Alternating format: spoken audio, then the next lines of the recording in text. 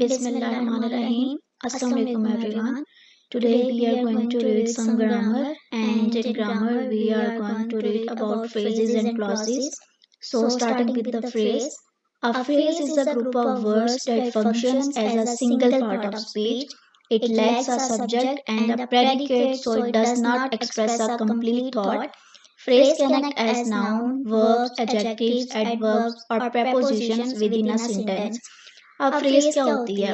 Phrase हमारे पास sentence का वो पार्ट होता है कि जिसमें आप कह सकते हैं सब्जेक्ट नहीं होता और प्रेडिकेट नहीं होता, ठीक है। जिस सेंटेंस में सब्जेक्ट और प्रेडिकेट लैग कर रहे हो उसको फ्रेज कहते हैं, और फ्रेज कभी भी हमें कंप्लीट मीनिंग नहीं देती। For example, the old man and it's a noun phrase, ठीक है।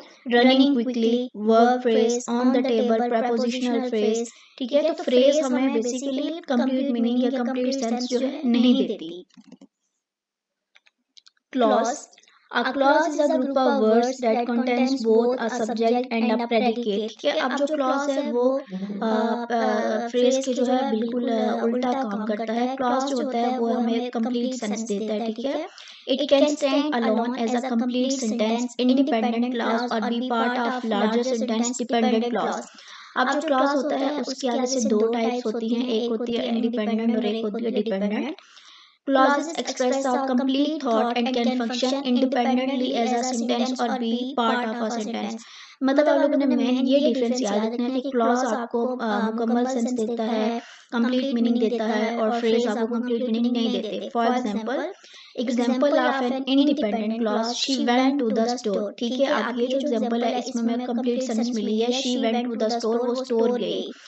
Example of a dependent clause, because she was tired.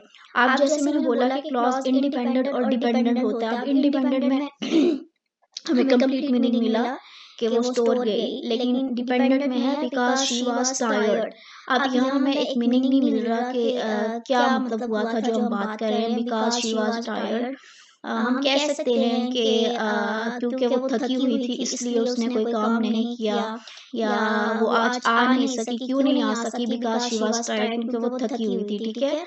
लेकिन ये जरूर याद रखिएगा कि फ्रेज जो होती है बहुत छोटी सी होती है, ठीक है, क्योंकि वो ऐसा पार्ट्स ऑफ स्पीच एक्ट करती है, तो वो बहुत छोटी होती है, जबकि क्लॉज जो होते हैं बड़े बड़े सेंटेंसेस होते हैं। Okay, example of phrases.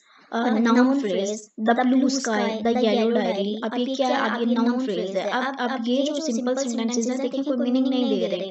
Verb phrase, jumping over the fence, reading a book. Adjective phrase, very tall, very short. Prepositional phrase, on the table. अब ये सारे जो हैं ये फ्रेज की एग्जांपल्स हैं, ठीक है। ये क्लॉज नहीं है, फ्रेज है। और ये फ्रेज क्यों है? क्योंकि इसमें हमें कोई मीनिंग नहीं मिल रहा। For example, the blue sky, नीला आसमान, the yellow diary, yellow diary. अब ये दोनों क्या है? ये कोई ये ऐसे ही है कि हम अगर हमसे कोई बात करता है तो हम उसको कहते हैं येलो डायरी, या हम बोलेंगे द ब्लू स्काई, लेकिन हम बाकी आगे आगे पीछे कोई मीनिंग नहीं दे रहे, कोई कंप्लीट सेंटेंस नहीं बना रहे। तो ये हमारे पास फ्रेज है। Now example of clauses. अब clauses, independent clause, she walk to the store. अब ये हमें कंप्लीट मीनिंग दे रहा है। Dependent clause, because it was raining. Independent clause, he finished his homework. तो क्या हम लोगों ने सीखा? फ्रेज जो है कंप्लीट मीनिंग नहीं देती, जबकि क्लॉज जो होता है वो कंप्लीट मीनिंग, कंप्लीट सेंस देता है। और क्लॉज की भी आगे से दो टाइप्स होती है। इंडिपेंडेंट वो होता है जिसमें बात पूरी हो जाए, और डिपेंडेंट वो होता है जिसके आगे या पीछे हमें कुछ लगाना पड़े। जैसे डिपेंडेंट क्लॉज है, बिकॉज इट वाज रेनिंग, क्योंकि बारिश हो रही थी, सो आई डिडंट कैम, या तो मैं नहीं आया, ठीक है। इंडिपेंडेंट क्लॉज फिर आगे दोबारा है, ही फिनिश्ड हिज होमवर्क, उसने अपना होमवर्क खत्म कर लिया, ठीक है। ये हमें कंप्लीट सेंस दे रहा है। So in the examples, phrases are group of words that do not contain both a subject and a verb, ठीक है। phrases में याद रखिएगा सब्जेक्ट भी नहीं होता और वर्ब भी नहीं होता, ठीक है।